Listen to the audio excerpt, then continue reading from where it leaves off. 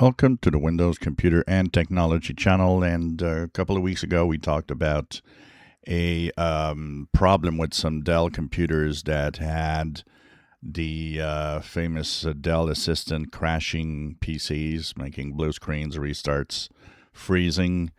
And of course, Dell did say that you should, remove the Dell Assistant from the computer in order for the PC to come back to normal.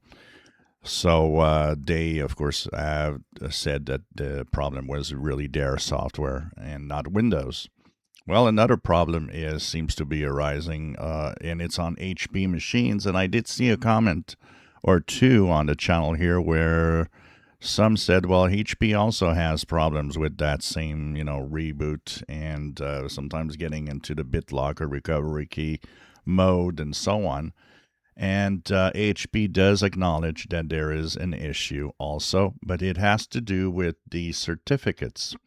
So we talked about the fact that, we are all getting updated to the newest certificates right now, and that the boot keys for most people, not everyone, but most people, arrive through a Windows update, where the updates that come in will arrive as a key exchange key update.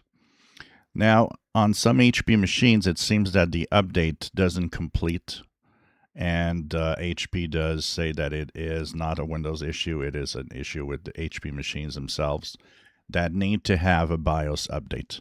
So if you don't know how to do that or are scared of doing it, you find someone that can, do it for you.